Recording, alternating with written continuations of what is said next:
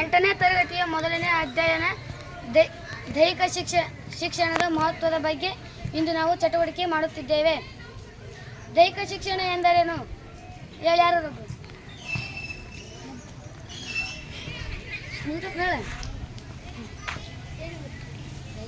ಯಾರು? ದೈಹಿಕವಾಗಿ ಹಾಗೂ ಮಾನಸಿಕವಾಗಿ ಸದೃಢಗೊಳಿಸುವುದೇ ದೈಹಿಕ ಶಿಕ್ಷಣ.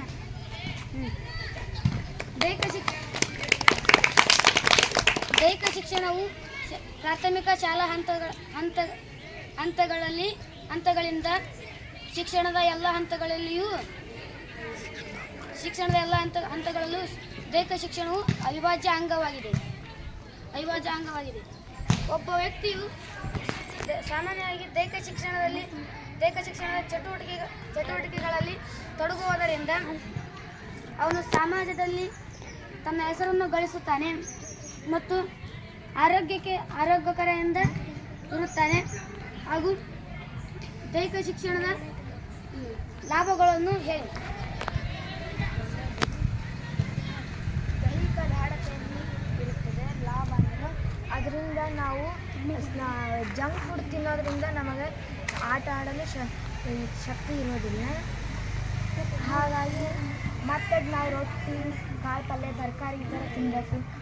ನಾವೇನಾದ್ರು ಜಂಕ್ ಫುಡ್ ತಿಂದರೆ ನಮ್ಮ ಸ್ನಾಯುಗಳಲ್ಲಿ ಬಲ ಬರೋದಿಲ್ಲ, ಕಷ್ಟ ಸಹಿಷ್ಣುತೆ ಆಗುತ್ತದೆ ದೈಹಿಕದಿಂದ ಮತ್ತು ಮೈಮಣಿತ ಹೆಚ್ಚಾಗುತ್ತೆ. ಬೆಳವಣಿಗೆ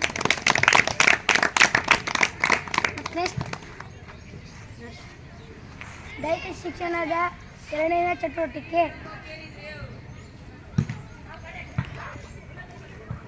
ದೈಹಿಕ ಶಿಕ್ಷಣದ ಲಾಭಗಳು. ದೈಹಿಕ ಶಿಕ್ಷಣದಿಂದ ನಮಗೆ ಆಗುವ ಲಾಭಗಳು: ಸಮ ಪ್ರಮಾಣದ ಬೊಜ್ಜನ್ನು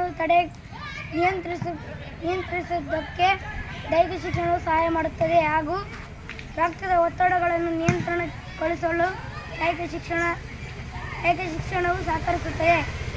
ಸಕ್ಕರೆ ಕಾಯಿಲೆ ಮತ್ತು ಹಾಗೂ ಹೃದಯಕ್ಕೆ ಸಂಬಂಧಿಸಿದಂತೆ ಕ್ರಮಬದ್ಧವಾಗಿ ದೈಹಿಕ ಶಿಕ್ಷಣವು ಸಹಕರಿಸುತ್ತದೆ. ಧನ್ಯವಾದಗಳು.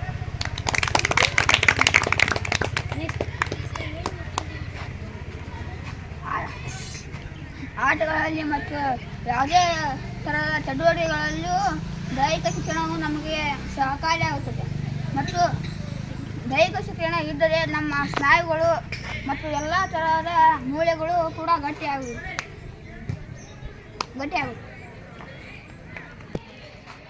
ಇನ್ನು ದೈಹಿಕ ಶಿಕ್ಷಣದ ಲಾಭಗಳು ಇನ್ನೂ ಏನೇನಿವೆ ಮತ್ತು ಒಬ್ಬ ಮನುಷ್ಯ ಸಮತೋಲಿತ ಆಗಲು ದೈಹಿಕ ಶಿಕ್ಷಣದ ಇನ್ನೂ ಲಾಭಗಳನ್ನು ಹೇಳಿ. ಭೌತಿಕ ಬೆಳವಣಿಗೆಗೆ ಪೂರಕವಾಗಿ ನಾವು ದೈಹಿಕ ಶಿಕ್ಷಣದಲ್ಲಿ ತೊಡಗುವುದರಿಂದ ನಮ್ಮ ಬುದ್ಧಿಶಕ್ತಿ, ಚುರುಕುತನ, ಕೌಶಲ್ಯಗಳು ಮತ್ತು ಇನ್ನೂ ಅನೇಕ ವಲಯ ಮಟ್ಟ, ತಾಲೂಕು ಮಟ್ಟ ಅಲ್ಲೆಲ್ಲ ವೇದಿಕೆಗಳು ಸಿಗುತ್ತವೆ. ಮತ್ತು ನಾವು ನಮ್ಮಲ್ಲಿ ಇರುವ ಕೌಶಲ್ಯಗಳನ್ನು ತೋರಿಸುವುದಕ್ಕೆ ನಾವು ದೈಹಿಕ ಶಿಕ್ಷಣದಲ್ಲಿ ತೊಡಗಬೇಕು. ನಾವು ಎಷ್ಟು ಓದಿಗೆ ಪ್ರಾಮುಖ್ಯತೆಯನ್ನು ಕೊಡುತ್ತೀವೋ ಅಷ್ಟೇ ದೈಹಿಕ ಶಿಕ್ಷಣಕ್ಕೂ ಪ್ರಾಮುಖ್ಯತೆ ಕೊಡಬೇಕು.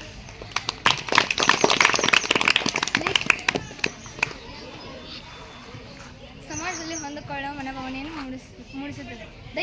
ದೈಹಿಕ ಶಿಕ್ಷಣದಲ್ಲಿ ವಿದ್ಯಾರ್ಥಿಗಳನ್ನು ಆರೋಗ್ಯಕರವಾಗಿ ಬೆಳೆಯುವಂತೆ ನೋಡುತ್ತದೆ. ಅಂದರೆ ದೈಹಿಕ ಶಿಕ್ಷಣ ನಾವು ತೊಡಗೋದ್ರಿಂದ ಯಾವುದೇ ರೋಗ ರುಜಿನಗಳು ಬರಲ್ಲ, ನಮ್ಮನ್ನು ಆರೋಗ್ಯಕರವಾಗಿ ನೋಡಿಕೊಳ್ಳುವಂಥ ಒಂದು ಮನೋಭಾವನೆಯನ್ನು ಮೂಡಿಸ್ತದೆ. ಸಹಕಾರಿ ಮನೋಭಾವನೆಯನ್ನು ರೂಢಿಸಿಕೊಂಡು ಗುಂಪು ಆಟಗಳಲ್ಲಿ ಭಾಗವಹಿಸುವುದಕ್ಕೆ ಸಹಾಯ ಮಾಡುತ್ತದೆ. ಅಂದರೆ ಸಹಾಯ ಮಾಡ್ತಾ ಗುಂಪು ಆಟ, ಕಬಡ್ಡಿ ಆಗಿರ್ಬೋದು, ಖೋ ಖೋ ಆಗಿರ್ಬೋದು, ಥ್ರೋಬಾಲ್, ವಾಲಿಬಾಲ್ ಈ ಆಟದಲ್ಲಿ ಸೇರಿಕೊಳ್ಳುವಂಥ ಒಂದು ಮನೋಭಾವನೆಯನ್ನು ಮೂಡಿಸುತ್ತದೆ. Thank you.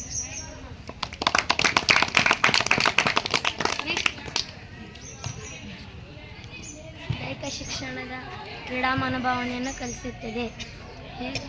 ಕ್ರೀಡಾ ಮನೋಭಾವನೆಯನ್ನು ಹೇಗೆ ಕಲಿಸ್ತದೆ ಅಂದ್ರೆ ಆಟಗಳಲ್ಲಿ ಸೋಲು ಗೆಲುವು ಅನ್ನೋದಿರುತ್ತೆ. ಸಮವಾಗಿ ನೋಡ್ಕೋಬೇಕು ನಾವು ಅದನ್ನ. ಸುಖ ದುಃಖ ಬಂದ್ರೆ ನಾವು ಹೆದರಿಸ್ಕೋಬೇಕು. ಆಟದಲ್ಲಿ ಮೋಸ ಆಡಬಾರ್ದು, ನ್ಯಾಯವಾಗಿ ಆಡಬೇಕು. ನಾಯಕತ್ವ ಗುಣಗಳು ಯಾರು ಹೇಳ್ತೀವಿ? ಆಟದಲ್ಲಿ ಮೋಸ ಮಾಡಿ ಆಡಬಾರ್ದು ಮತ್ತು ಅಲ್ಲಿ ನಾವು ಲೀಡರ್ಶಿಪ್ ತೊಗೊಂಡಾಗ ಚೆಂದಾಗಿ ಮಾಡಬೇಕು. ಆದರೆ ಅವ್ರಿಗೆ ಹೊಡೆಯೋದು ಬಡಿಯೋದನ್ನು ಮಾಡಬಾರ್ದು. ಲೀಡರ್ಶಿಪ್ ತೊಗೊಂಡಾಗ ಹೊಡೆಯೋದು ಬಡಿಯೋದು ಮಾಡಿದಾಗ ಅಲ್ಲಿ ಜಗಳ ಉಂಟಾಗುತ್ತದೆ. ಹೊಡೆಯೋದು ಬಡಿಯೋದು ಮಾಡಲಾರ್ದು ಚೆಂದಾಗಿ ಸಂಭಾಷಣೆ ಲೀಡರ್. Thank you.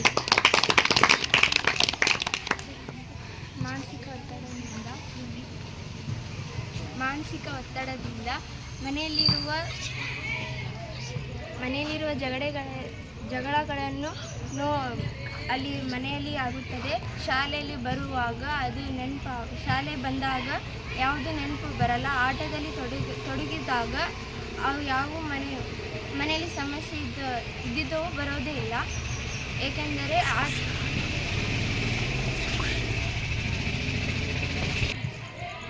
ಮನೆಯಲ್ಲಿ ಸಮಸ್ಯೆಗಳಿದ್ದಾಗ ಆಟದಲ್ಲಿ ತೊಡಗಿದಾಗ ನಮಗೆ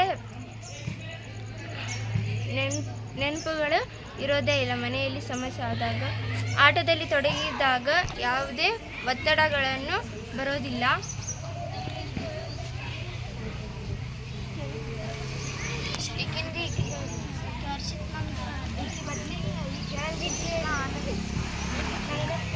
ಆರೋಗ್ಯಕರ, ಕ್ರಿಯಾಶೀಲ ಮತ್ತು ಶಿಸ್ತುಬದ್ಧ ಜೀವನ ಶೈಲಿಗೆ ಮಾರ್ಗದರ್ಶನ.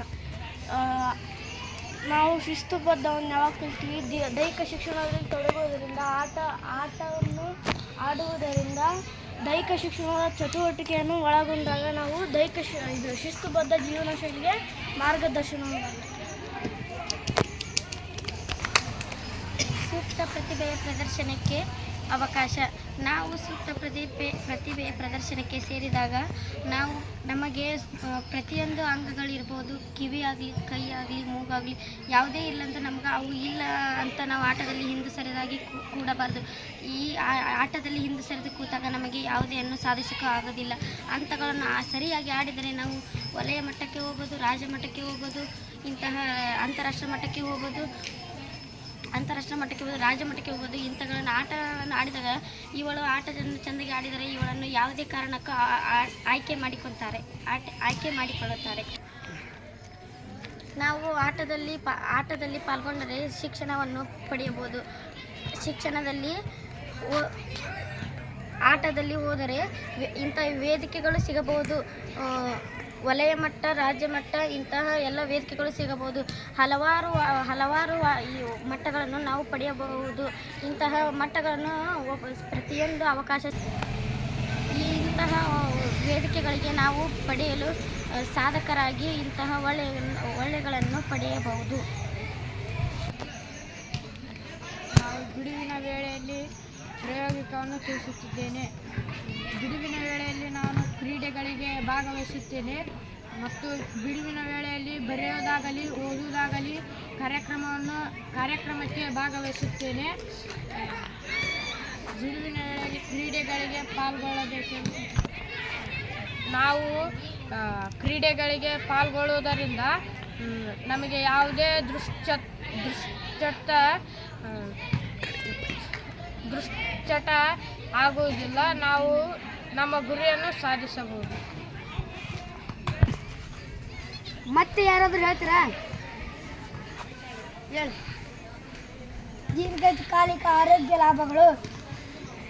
ಸಮ ಪ್ರಮಾಣದ ಬೊಜ್ಜನ್ನು ನಿಯಂತ್ರಣಗೊಳಿಸುತ್ತದೆ ಹಾಗೂ ರಕ್ತದೊತ್ತಡಗಳಿಂದ ನಿಯಂತ್ರಣ ಮುಕ್ತಿಗೊಳಿಸುತ್ತದೆ ಮತ್ತು ಸಕ್ಕರೆ ಕಾಯಿಲೆ ಇನ್ನಿತರ ಹೃದಯ ಸಂಬಂಧಪಟ್ಟ ಕಾಯಿಲೆಗಳನ್ನು ದೈಹಿಕ ಶಿಕ್ಷಣವು ತಡೆಗಟ್ಟುವುದಕ್ಕೆ ಸಹಕರಿಸುತ್ತದೆ. ಧನ್ಯವಾದಗಳು.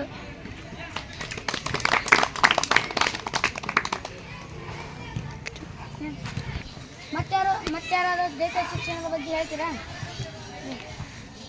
ಈ ಎಲ್ಲ ಚಟುವಟಿಕೆಗಳ ಅರ್ಥ ನಾವು ದೈಹಿಕ ಶಿಕ್ಷಣದಲ್ಲಿ ತೊಡಗುವುದರಿಂದ ನಮ್ಮ ಮುಂದಿನ ಗುರಿಯನ್ನು ಸಾಧಿಸಬಹುದು.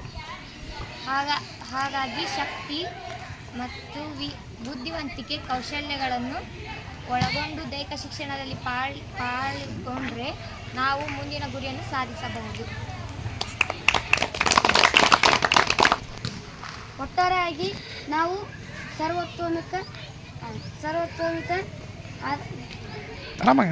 ಒಟ್ಟಾರೆಯಾಗಿ ನಾವು ದೈಹಿಕ ಶಿಕ್ಷಣದಲ್ಲಿ ತೊಡಗುವುದರಿಂದ ಸರ್ವತೋಮುಖ ಅಭಿವೃದ್ಧಿಯನ್ನು ಸಾಧಿಸಬಹುದು.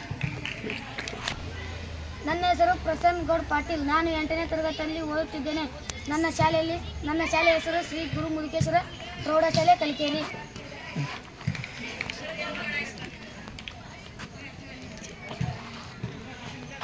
ನನ್ನ ಹೆಸರು ಈ ಚಟುವಟಿಕೆಯಲ್ಲಿ ಪಾಲ್ಗೊಂಡ ವಿದ್ಯಾರ್ಥಿಗಳ ಪರಿಚಯ.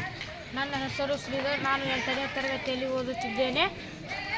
ನನ್ನ ಹೆಸರು ಶಿವಕುಮಾರ್, ನಾನು 8ನೇ ತರಗತಿಯಲ್ಲಿ ಓದುತ್ತಿದ್ದೇನೆ. ನನ್ನ ಹೆಸರು ಮುಖಪ್ಪ, ನಾನು 8ನೇ ತರಗತಿಯಲ್ಲಿ ಓದುತ್ತಿದ್ದೇನೆ. ನನ್ನ ಹೆಸರು ಶೀತಾ ನಾಯ್ಕರ್, ನಾನು 8ನೇ ತರಗತಿಯಲ್ಲಿ ಓದುತ್ತಿದ್ದೇನೆ. ನನ್ನ ಹೆಸರು ಶ್ವೇತಾ, ನಾನು 8ನೇ ತರಗತಿಯಲ್ಲಿ ಓದುತ್ತಿದ್ದೇನೆ. ನನ್ನ ಹೆಸರು ಗೌರಮ್ಮ, ನಾನು 8ನೇ ತರಗತಿಯಲ್ಲಿ ಓದುತ್ತಿದ್ದೇನೆ. ನನ್ನ ಹೆಸರು ರೋಜಾಬಾನು ಮಗ, ನಾನು 8ನೇ ತರಗತಿಯಲ್ಲಿ ಓದುತ್ತಿದ್ದೇನೆ. ನನ್ನ ಹೆಸರು ಸಂಗೀತ, ನಾನು 8ನೇ ತರಗತಿಯಲ್ಲಿ ಓದುತ್ತಿದ್ದೇನೆ. ನನ್ನ ಹೆಸರು ವಿಜಯಲಕ್ಷ್ಮಿ, ನಾನು 8ನೇ ತರಗತಿಯಲ್ಲಿ ಓದುತ್ತಿದ್ದೇನೆ. ನನ್ನ ಹೆಸರು ಮಂಜುಶ್ರೀ ಮೈಲಾಪ್ಪ ರಂಗಿರಿ, ನಾನು 8ನೇ ತರಗತಿಯಲ್ಲಿ ಓದುತ್ತಿದ್ದೇನೆ. Right.